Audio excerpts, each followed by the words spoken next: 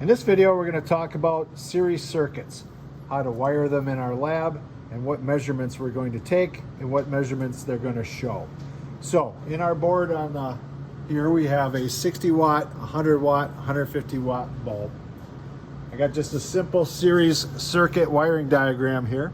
So you'll see we have a switch and we just go through 3 light bulbs and we go back. If we look at the wiring boards, we have black and we have white. Our L1 is our black, that's our power. White is going to be our neutral. Our light bulbs match that. In a series circuit, we're going to start out on our hot, or our black L1. We're going to go into our switch. Our switch is our control. We're going to come out of that switch and we're going to go into our first light bulb.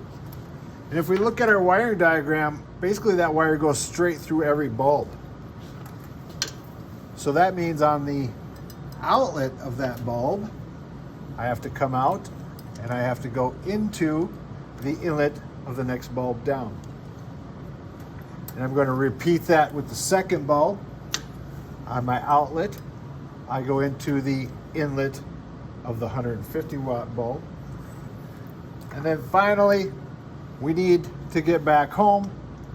So I'm going to go neutral, back to neutral here, and we have that wired in. Now, if we turn on this switch, notice we have the 60 watt is lit, the 100 is barely lit, and the 150 doesn't look like it's lit at all. If I unscrew one of these bulbs, they all go out. So I know that I've wired that correctly in a series circuit. Notice the 60 is the brightest, the 100 is the next brightest, and the 150 barely lights at all. That has to do with the resistance of that bulb. If we are going to take meter readings, we're going to start off with amp draw. If I take my amp draw, I got 0.36. I got 0.34. I got 0.31. I got 0.38. When we're taking readings, those are all the same, right? It doesn't matter if it's 0.35 or 0.38. Those are pretty enough, close enough to call them the same readings. So in a series circuit, no matter where I check on here, amps are going to be constant. If I want to check my voltage, I'm just going to clamp my meter up here. And I'm going to take some voltage readings.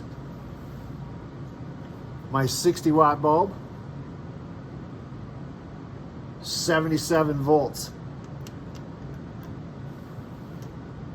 30 volts on the 100 watt bulb,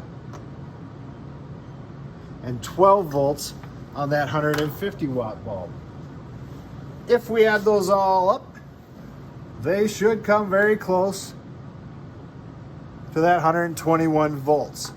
So in a series circuit, voltage is additive.